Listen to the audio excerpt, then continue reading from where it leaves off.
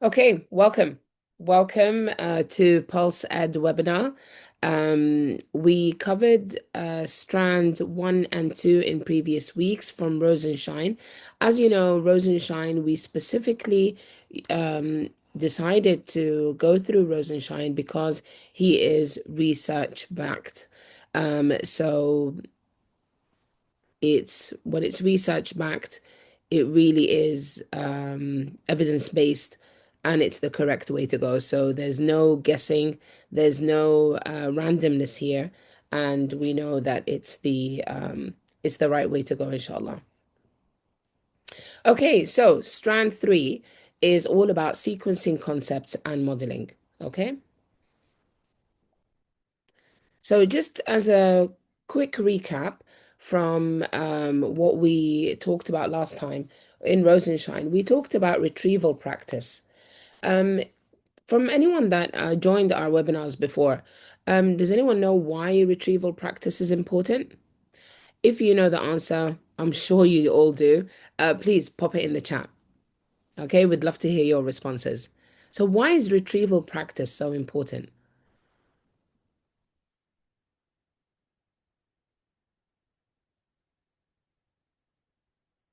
Why is it important for me to look over last week's lesson, yesterday's lesson? Why is it important for me to go back and get the students to retrieve that information?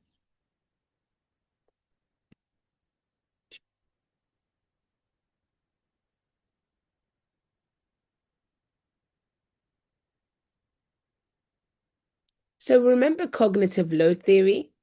So those students are getting a lot of information from so many different sources, from so many different teachers. Okay, we want the information to go from the working memory, and we really do want it to be stored in the long-term memory. Retrieval practice helps us to do that. And all of the principles from Rosenshine are based on the cognitive load theory. We want all of the information that we want, that we give them, it goes from the working memory into the long-term memory.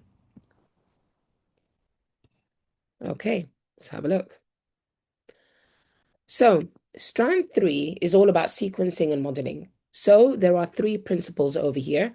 I'll just give you like a few seconds to digest this slide. We want to present new materials in small steps. This is Rosenshine principle number 2. We want to provide models. This is principle number 4. Okay.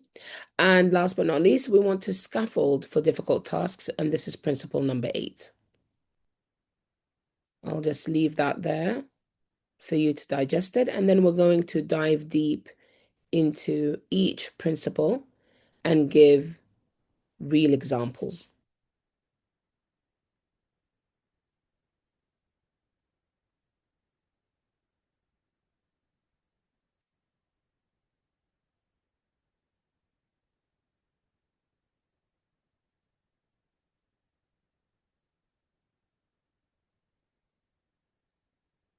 Yes, thank you.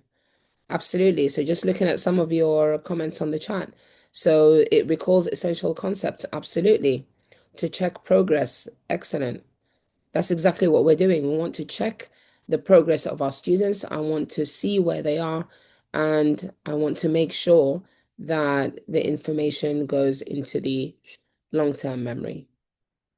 That's our ultimate goal, and that's where real learning happens. Okay, great. Let's dive deep into each one. So, whenever we present new information, I need to do it in small steps. Okay, we all know that our subject knowledge is sound. I know the idea that I want to get to the students, but how am I presenting it in small steps? So I really need to make sure that I think about how the students think and take it back to basics. Some teachers, okay, they often underestimate this part, actually getting them to do it in small steps and putting small assessment tasks in the middle. It doesn't have to be something elaborate or a whole worksheet. It could be just a simple question or two, okay, before I go on to the next concept. What we really want to do, or if you can, if you feel exact, especially with lower ability and mid ability students, it's really good to go into the I do, we do, and you do approach. Okay? Because this really gives them clear practice approach. So when I do it, okay, then I'm breaking it down into small steps. I'm modeling how to do a concept. This is especially important in, well, in all of the subjects. In science, there are steps in calculations, in maths, of course, and as well as English. So in all subjects, this approach really does work. Once I show them how to do it, then we can do it together as a class. And then essentially, you want to give that independent practice to them, and you want them to do tasks individually or in pairs.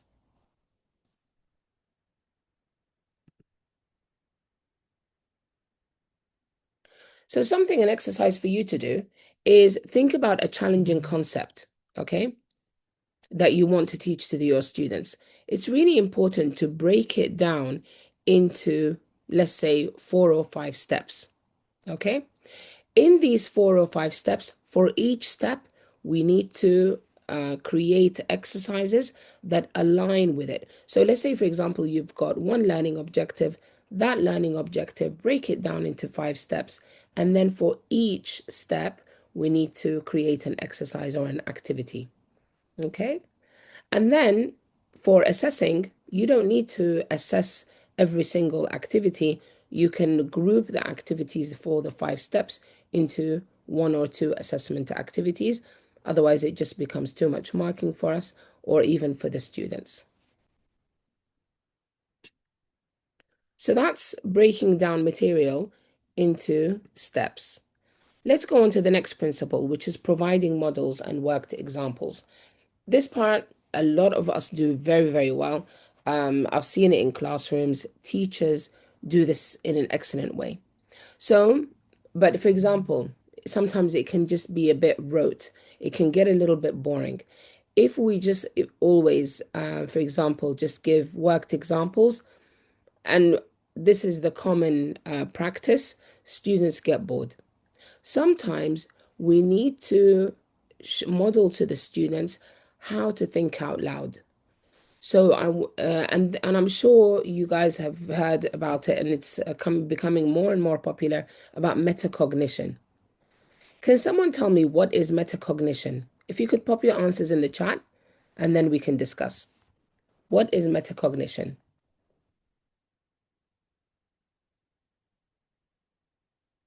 I'll just give everyone a few seconds to write down what they think metacognition is.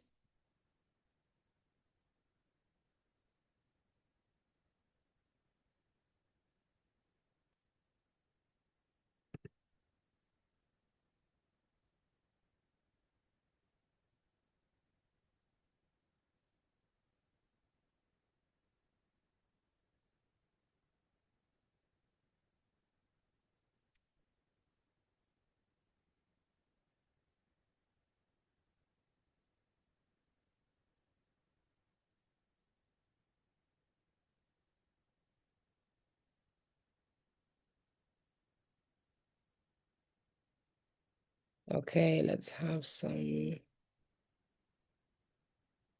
Recording in progress.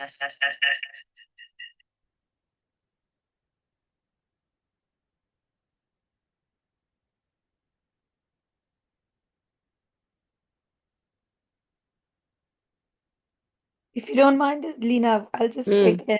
Yeah, sorry yeah, about my crook please. voice.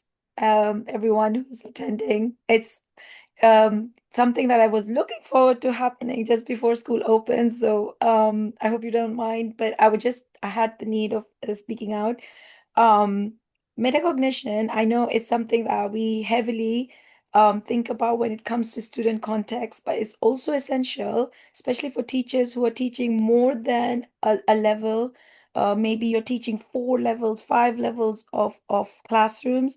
it's very essential that we also think about our own metacognition, our own ability to be able to wrap our minds around different contexts. Even though you're teaching in the same school, each classroom context varies.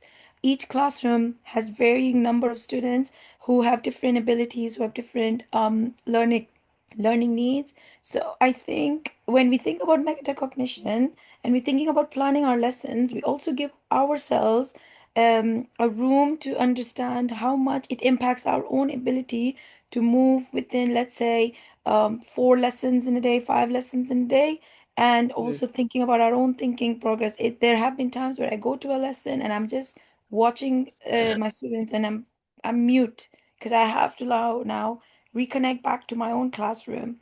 So it's learning for ourselves, and giving ourselves time to remember and learn and to reconnect back to our classroom environment. I think that's also something we will, in Pulse and team, talk about in the future as well, inshallah. All right, handing it back to you, Sis Lena. Thank you very much for your input, Rehana. I really appreciate that. I've also got some great answers in the chat. For example, Arzu, knowing about your own learning. Absolutely. Okay. Wala, she said, understanding of our thinking. That's exactly what metacognition is. It's about thinking about your thinking.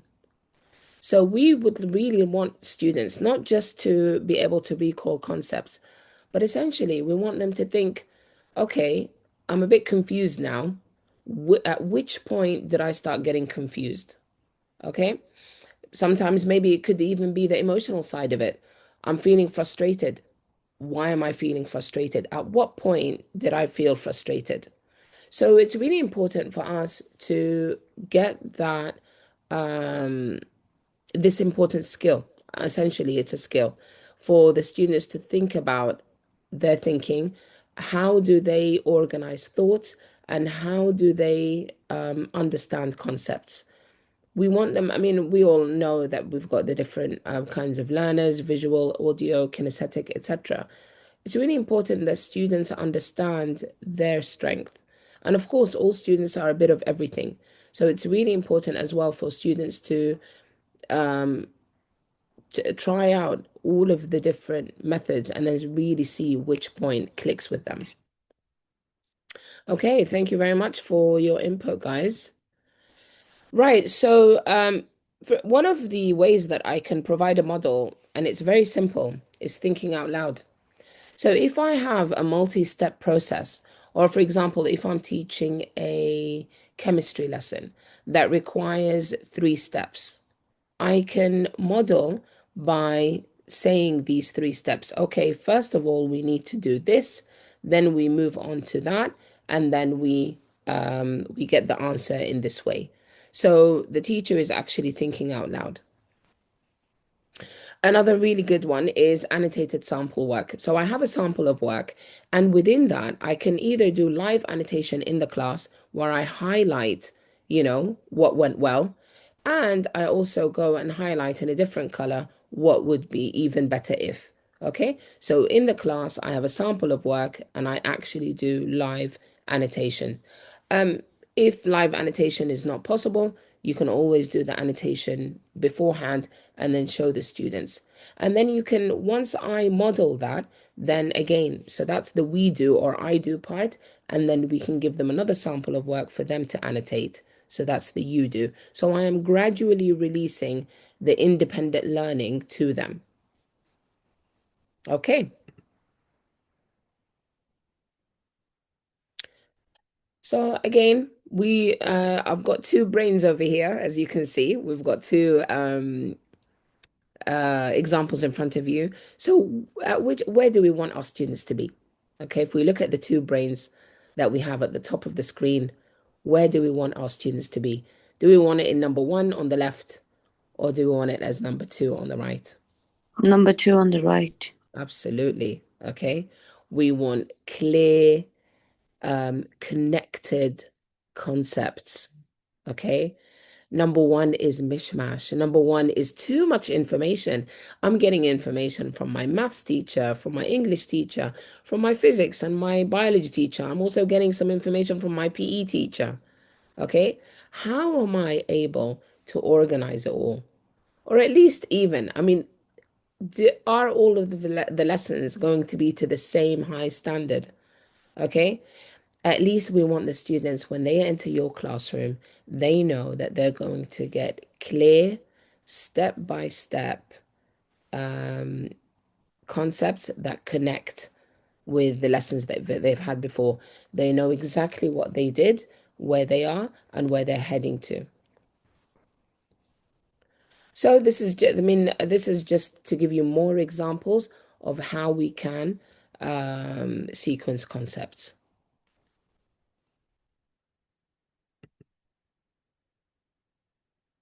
Okay.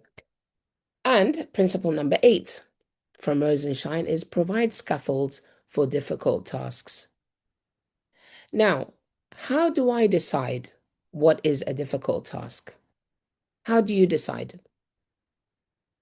Because not everything is difficult. If I take, my subject, I'm a chemistry specialist.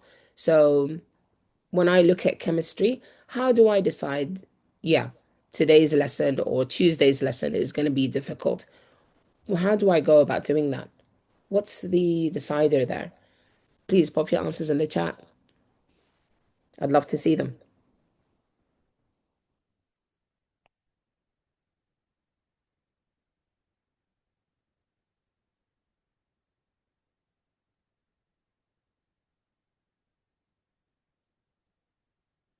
Absolutely. We need to think from the student's perspective. Yep.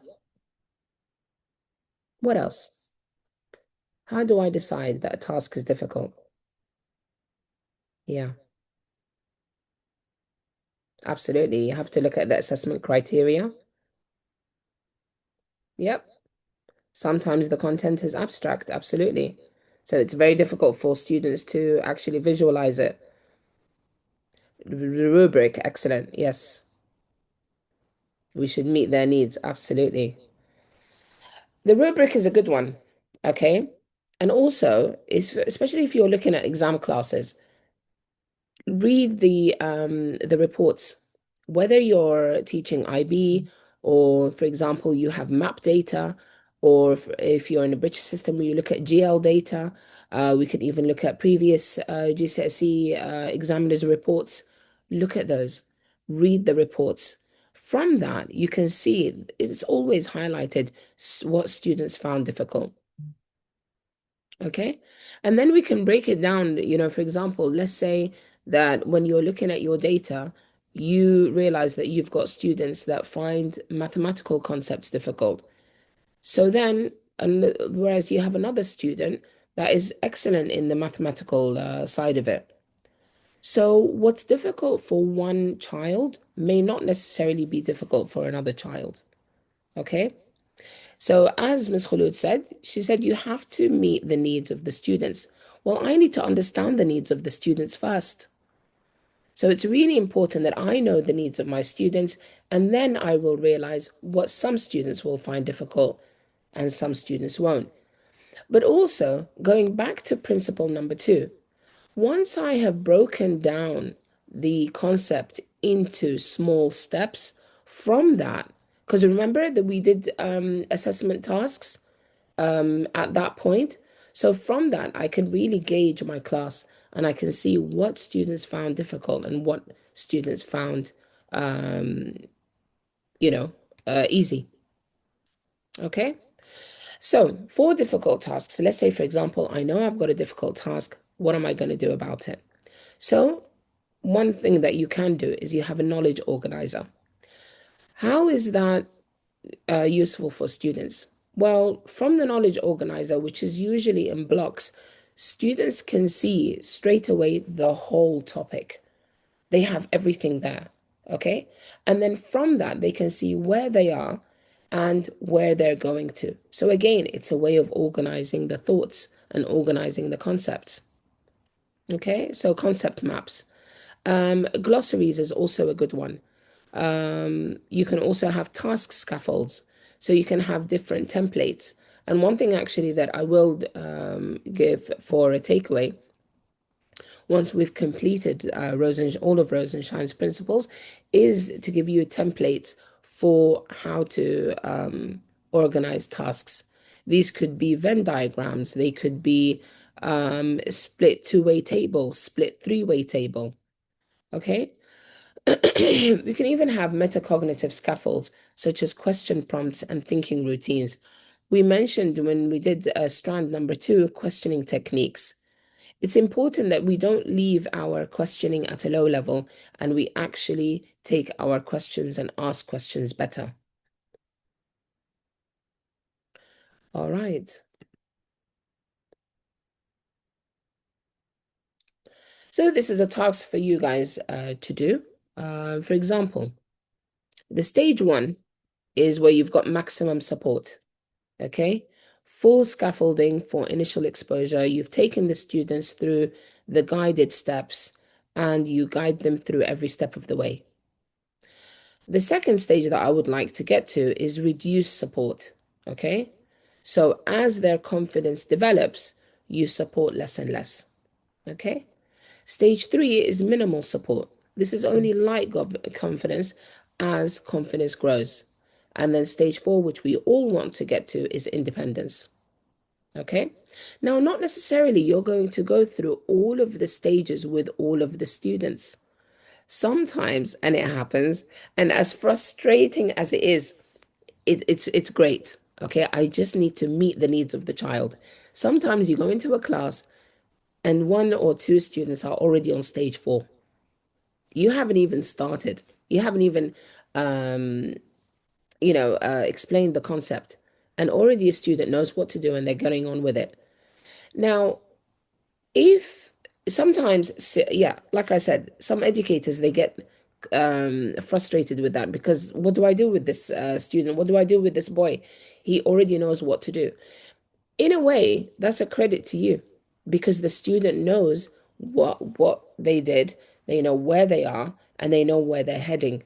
So that is actually a credit to the teacher because the student knows what they're doing. You're not random. Okay, that's number 1. And number 2, it's coming back to meeting the needs of the students. So that student is obviously independent learner. They're probably high ability. Okay, so I just need to meet their needs. So I need to create a task or create a learning pathway for that student. But ultimately, we want all our students to get to that stage, okay, where you've got independent and complete student agency.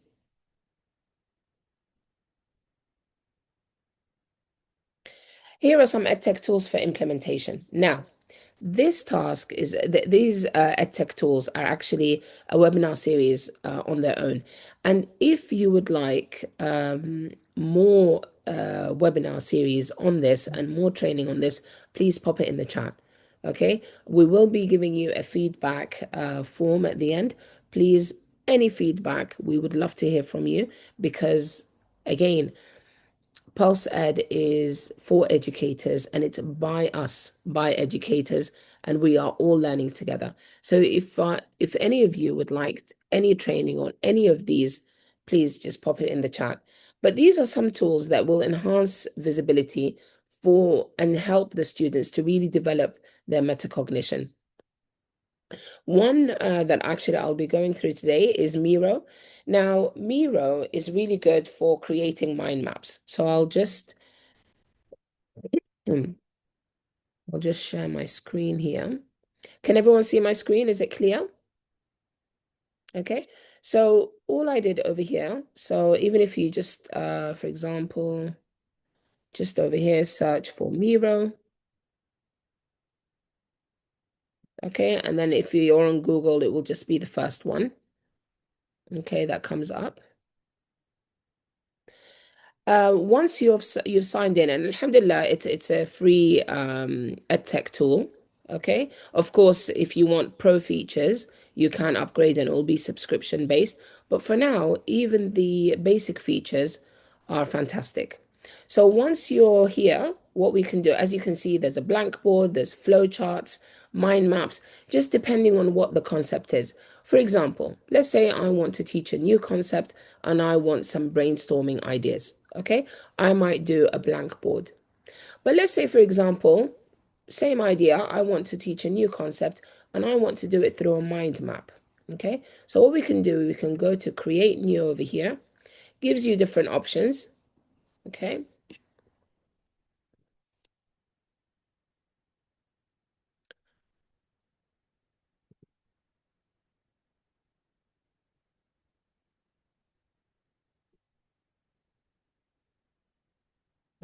board. Okay. Okay, so let's say, for example, I'm going to click on mind map. Okay, now the great thing is over here, you can actually create a team board. Okay, so you can actually get your students with you to, to add to this. Okay, I'm going to click over here on Miro AI, and it's going to give me what the problem is. Where is it?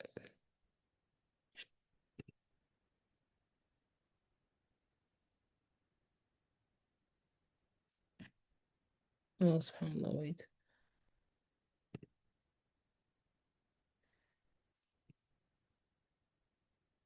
Yeah, here it is. Sorry, guys. So here it is. I go to mind map, and then it tells me what would you like the mind map to do. Okay. So for example, over here, I want to, let's say, for example, my lesson is about atomic structure. Okay. So I want my mind map to be on atomic structure. Sorry, guys. Today I'm talking about chemistry, but that is my subject.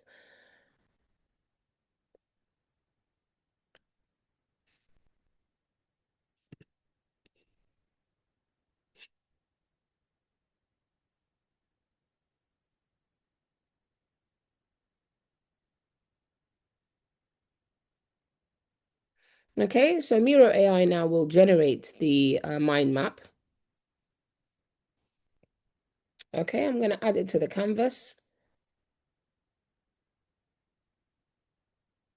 Okay, so you can see over here what it's done.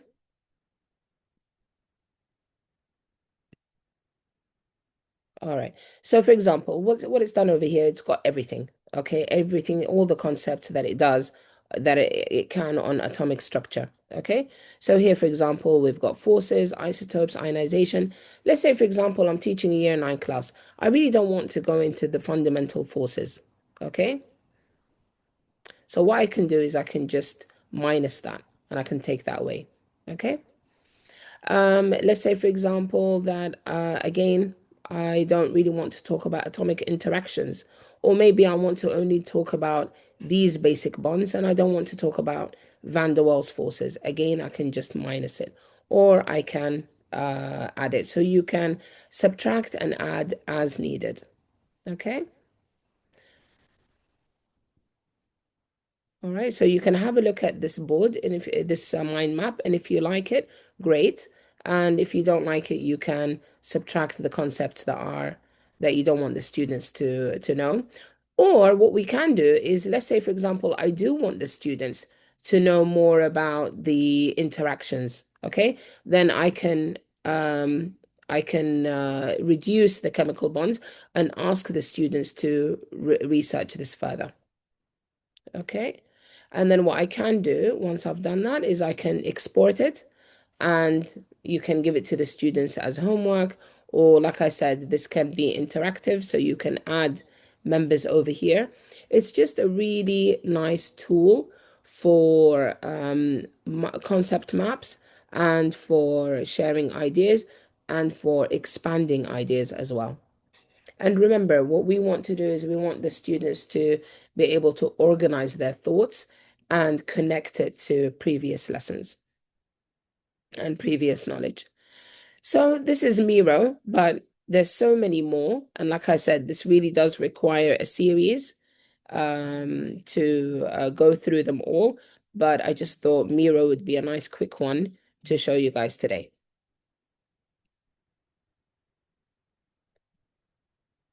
So just as a quick recap, guys, what did we look at today? So for sequencing and modeling, we looked at breaking down complex concepts into small steps. Okay, so students can manage this cognitive load. It's really important for us to model what the students, the concept at hand. Okay, so make the thinking visible. Sometimes a teacher just needs to show the process out loud. This is a form of modeling. Okay, and also it's really important to scaffold difficult tasks. We support, okay, even if it looks like we're spoon feeding, but then it's really important that we gradually release the independent learning to them. Okay, so I hope this is it from PulseED today. I hope you found it useful. Please stay on for the feedback form. I'll just hand it over to Miss Rehana for that.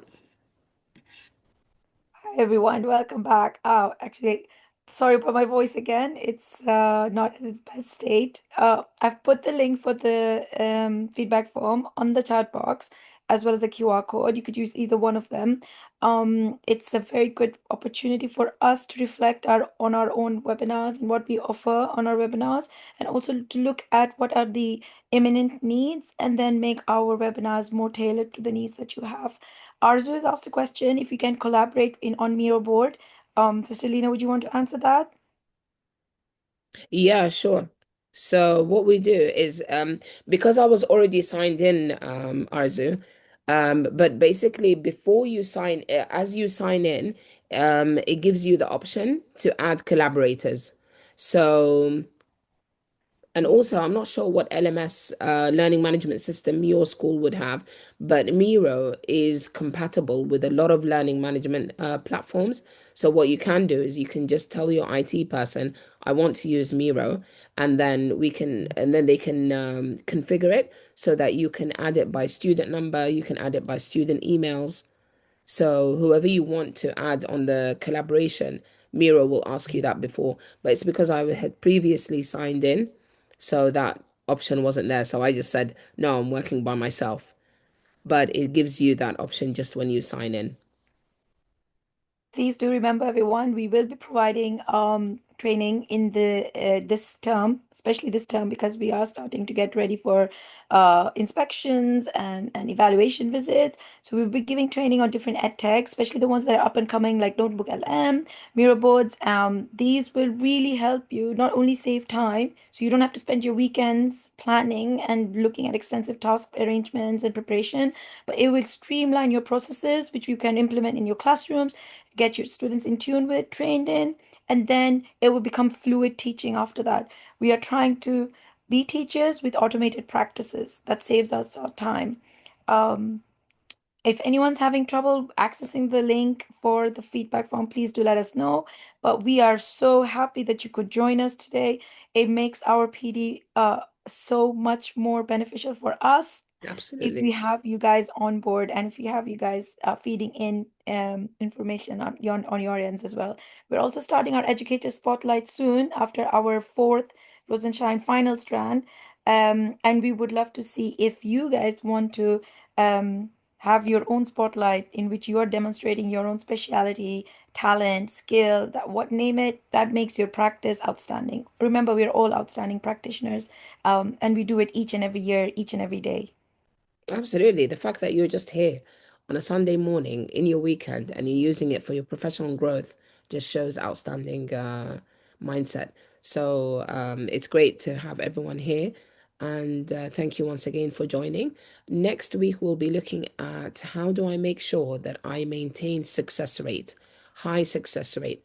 That means you don't need to wait for a middle manager or a senior leader to come and evaluate your lesson. Let's evaluate the lesson ourselves. So we're going to be giving you tools for you to evaluate your lessons for next week, which will be the Strand 4, as Rehana said, for Rosenshine. And that finishes our Rosenshine series. And we hope that you find this useful and future sessions, inshallah. Actually, when you talked about Notebook LM, when I was looking at Miro, I was researching Miro, I actually found what you created in Notebook LM very similar to what Yeah, Miro created. So maybe we can actually look at combining. yep. And There maybe is Notebook LM combines what with Miro. Miro. Yeah. Actually, you would be surprised. A lot of these ed tech that this is there in the mainstream, they are compatible with each other. So there is integration possibility. So if you are using Notebook LM, but you just love a feature in Miro board, or you love a feature in Padlet, or you want to integrate Mentimeter into your Notebook LM, all of that is absolutely super easy to do, and Oh, it's nice. also compatible with most LMS systems. It's compatible with most of your operating systems, whether you're using an Apple, Microsoft, it really does not matter. But that integration, we're going to explore that, inshallah, in our next ed tech series, inshallah. Okay, thank you very much for joining, everyone. Is there anything else that anyone would like to add? If you have any questions you would like to pop into the chat box, you can. Otherwise, uh, very, very best of luck for the next academic year. Inshallah, that's starting on Monday. And I wish for all of you the best of success. Okay, that concludes our webinar. Thank you again for joining, and we'll see you next week. All right, bye everyone. Enjoy the rest of your Sunday, inshallah.